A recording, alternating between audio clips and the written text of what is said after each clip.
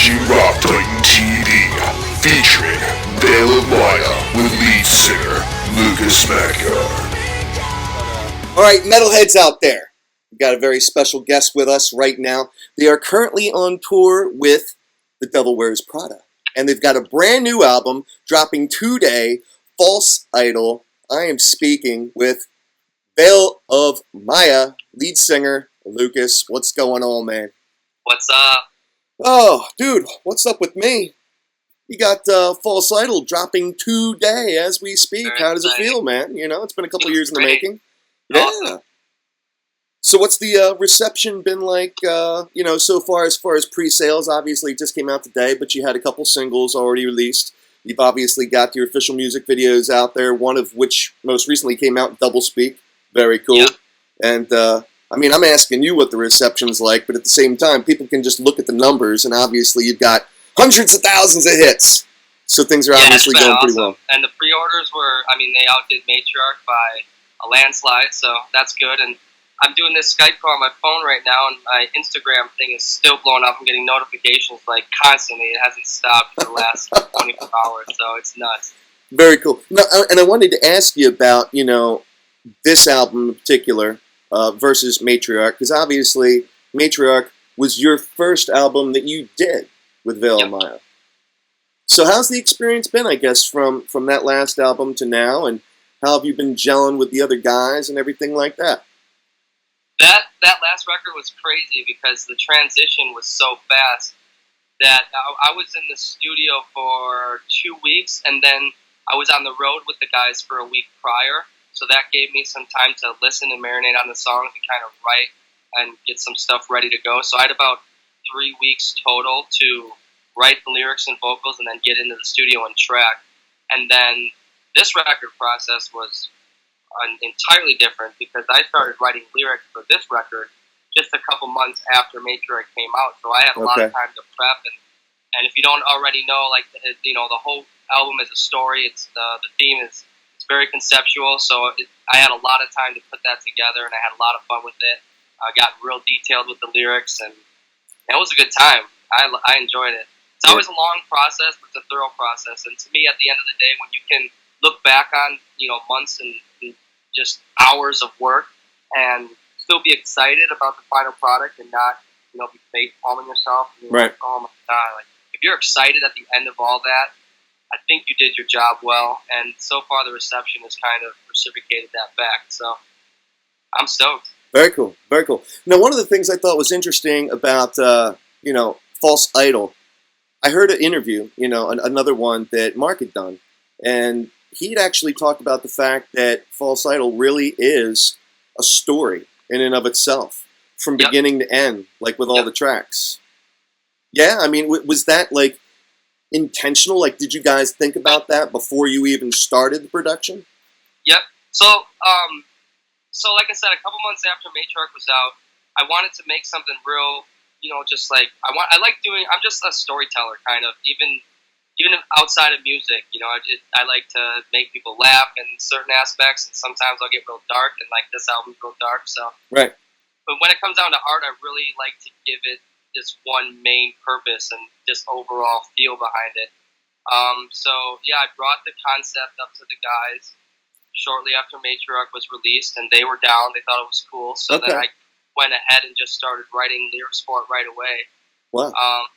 And a lot of those lyrics ended up getting, I ended up cutting them because I was writing just to know music, just getting ideas down. And when you're doing a story, even like novels too, it's a conversation for a whole other day, but I've tried that. And it's just like you spend a lot of time thinking about the story, almost more time thinking about it than writing it, because you have to break it up in sections. And, you have these characters, and in the False Idol in this story, it's following this one character. So no other characters are really talked about or anything like that. It's just you're in this guy's mind, and you're in his thoughts, and everything is from his point of view. So getting all that together and explaining not only to myself, but getting fans to hear it and read the lyrics and understand where this character came from, what his background was, and then how he transitioned into what he becomes by the end of the story is a pretty thorough process, so it takes a while. And I just wanted to jump on it as soon as I could. Interesting. Very interesting. Now, again, for everybody watching right here, all you metalheads, we are here with Veil of Maya, with Lucas, and we are talking about False Idol. Album dropped today, so make sure you go and check it out online. You talked about the artistic side of it, and your influence on that since you joined the band. With Overthrow and Doublespeak specifically, those music videos, did you have a lot of input into the artistic, elements of those videos?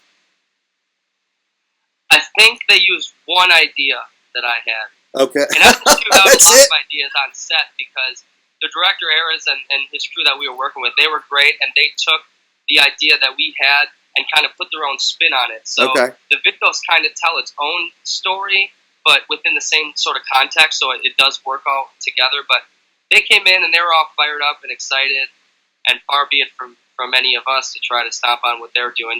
They're video producers, so I work with some producers back home on video and things like that, and they'll show me some of their work, and we'll be sitting down dissecting it, and the video producer himself would just be like, man, I really don't like this part, but this was what they made me do. Oh and my if you're going God. to hire a guy to do a job, and you trust him, then don't step on his toes and just let him do the job. Right. You hired him. You're paying him. Don't go and ruin it because you can't get over this one thing. I mean, I saw everything different, even when it comes down to the cover art and everything. Oh, When I wow. was writing the lyrics, of course, I had my own visuals of what I thought it was going to look like, but they're not hiring me to do that stuff. So Right. you got the backdrop behind you, and it looks super sick, so I'm not going to go and be like, listen, guys, I think I had a much better idea. Let the people that are getting paid do their job, right? We trust these guys to do their job well, and from what we can tell, the reception from the fans, everyone's into it. The videos, the album art, everyone's stoked on every aspect of it. So I think it's going. Yeah, no, they great. came out great. But like you said, I mean, False Idol, you're telling a story, from beginning to end. And, obviously music videos, what better way to tell a story, than to do an official music video like that, with all the theatrics and whatnot. So that being said, because you're taking something and you're creating a short film basically off of your lyrics, do you feel that Overthrow and Doublespeak, those being the two singles so far off the album, really kind of matched the message that you were going for? Yeah, overall, yeah, definitely. Yeah. All right, cool. So right now, where are you at again, geographically speaking? We're in Dallas, Texas. You are in Dallas, Texas, on tour with the Devil Wears Prada. 2 hours. What's that? Yeah, you're on tour with the Devil Wears Prada. Yeah, So how's that been going? going great. I mean, their record with Roots Above and Branches Below was like a staple for me in the summer it came out. I don't even know the year, but so being on tour with that band's pretty dope. And they sound check with like Danger Wild Man every day, so I'm just headbanging like, yeah, I love this song. Nice. Now, how's the road life treating you? I always got to ask you guys when you're out on tour, because I know it can be grueling and whatnot, but I imagine you got a pretty nice tour bus, though, yeah? No! We roll in that 15 passenger for sure. Oh, man. I recommended we take golf carts just to save on money, but no one else was having it, so we got the 15 passenger. Oh, what the heck, man? You need to have like a separate trail, for your own pimped out golf carts, like you were saying. Yeah, that'd be dope. How- But no, it's going well. I mean, every tour brings its own challenges, especially sharing a van with 7 people. I mean, if one guy gets sick, we're all sick, but I love touring. It's just a good experience. It makes me appreciate home a lot more too. So it's just that fine balance of getting to travel and experience new things on a day-to-day basis, and then go home and really appreciate that day in, day out life with the same routine. And I'm happy. Right. Very cool. Now, one thing I want to ask you, and I don't know how many other artists I've actually asked this question to in the past. It's always good when you have something new anyway. But, obviously, you came into Veil of Maya some years back, 3-4 years back. Obviously, because Matriarch was your first album with them. They had material before that, obviously, because, the band themselves go back to like 2006, 2007, right in that area, where they really started, grab and hold. So, for you, as an artist, obviously, you've put all your blood, sweat, and tears and your own stamp, on the new work that they've put out. When you're performing some of the older stuff that they did, before you joined the band, what is that like for you, as a singer, as an artist, singing music that they had kind of already put their own stamp on? Do you ever feel like you need to be true to the way it was when it first came out? Or are you, as an artist, putting your own spin on it now that you're the front man of the band? I do things a little bit differently in some of the songs, but not to the point where it's unrecognizable. Okay. To me, like, performing is its own different aspect of being an artist and being a musician. Writing and composing is one piece, and then the stage performance is a whole other piece. So to me, it really doesn't matter what songs I'm performing. I mean, obviously, I want to do the new songs because it's fresh and it's exciting, but I mean, we play It's Not Safe to Swim Today and Unbreakable and Subject Zero, and just the energy doesn't go away during those songs. Sure. And, you're still up there, and the crowd's still into it, and it's just a ton of fun. Yeah. Now, for singers out there, that want to try to emulate Lukas, that want to try to sing the way you sing, the way you go from like your guttural to your melodic sound. To me, that's such a wild talent, like such a wild skill. And obviously, there's a number of artists out there in metal that can and do it. But, there are some that, for the guttural style of metal, for that deathcore, they stay there, for that just death metal sound. You're able to go back and forth between the two so fluidly. How does that not destroy your voice? Like, literally, how do you do it? Like, is there any particular technique that you have to use? We're getting a little more educational here, obviously, Lukas. This is maybe a little dull. But seriously, like, I can't do it. I love to sing in the shower and stuff, but I can't go from, like, I don't know how you do it. If you're utilizing your body properly, it's really not as arduous as people think it is. It sounds a lot more intense than it is. It does. That being said, it did take me years to get it down, but then being thrown into the touring atmosphere and the studio atmosphere on a far more regular basis, and touring, I had never toured before being in Vail. Okay. But studio, I mean, I had a lot of studio experience, so that was pretty comfortable for me. I think it was just one of those things where I had to sink or swim when it came to touring. It's like, you either figure out how to do this properly every day, or you're not going to be doing this for very long. So, right. I just sort of figured it out, and then after a couple tours into it, I hooked up with Melissa Cross on Skype, just like this, and she helped brush up, because I'd never had any formal training before that. Okay. So she just really dissected the body and told me what everything was responsible for, and what that did for me was it eliminated a lot of the guess and check work. It was no longer, okay, I'm trying to do this, so how do I do it properly? It was more of, oh, this is how I do it properly. Now I just have to go through the repetitions of it, and it'll be a lot more seamless. So I think getting together with her and doing the couple lessons that we did really made a difference in how we conserve energy. But even before that, I wasn't, I had an idea of how to do it properly, so it wasn't hindering. Like, one performance won't hinder the next performance the next day. Okay. All right, yeah. Now, that's very interesting, though, because I would think that, just that transition, because you're using such a different range and a different scale, I would think that would be, like, really hard on your voice, Like, it could really take a toll, Even if you're just singing every day, sure, that's really hard on your voice too. That's something that you have to get acclimated to. So it's just a lot to demand from your body, but it's like anything else, to where you dive into it and you do it and you get more efficient at it, and over time, 3 years go by, and I don't, when I wake up and I get ready for the show, I used to, kind of stress myself out and be like, man, how am I feeling today? How am I going to sound? And now I'm finally to the point where I don't worry about how I'm going to sound. I know the sound's going to be there, so now I get to focus on the visual aspect, how I'm going to look on stage, and what am I going to do here, and what am I going to get the crowd involved. So it's fun to wake up and not stress out about, is my voice going to work?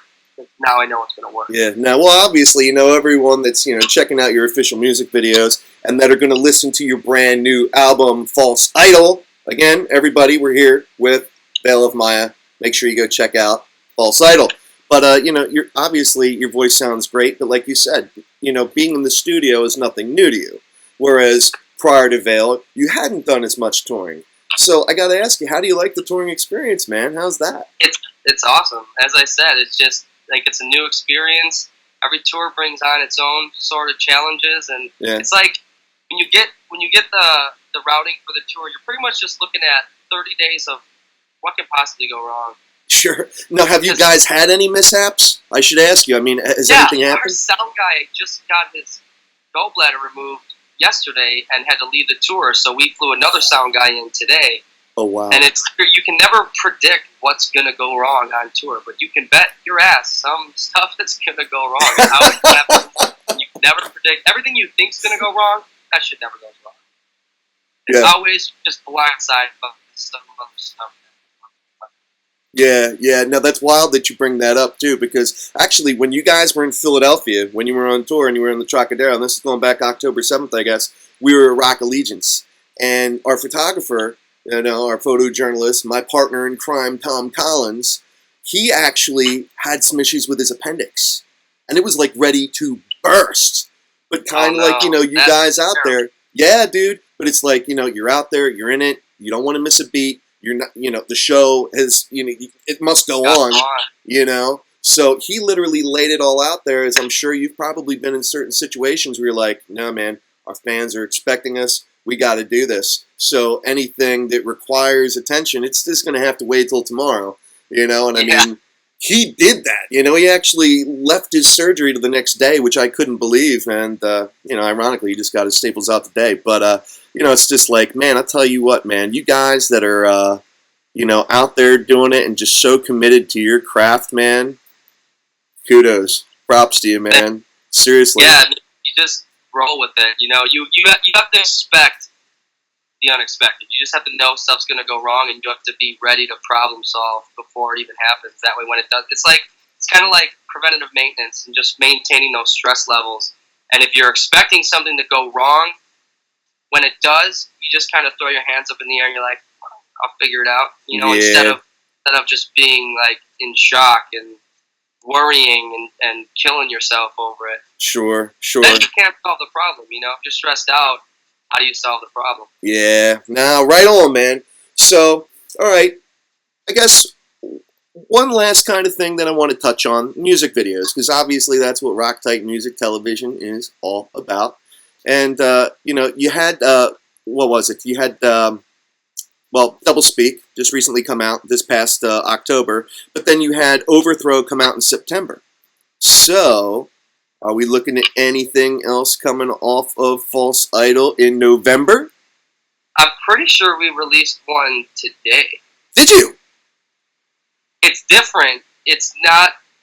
How did I miss that? It's not like the other two. Okay. It's like stop animation. Okay. So it's like still shots come together and quickly changing rapidly.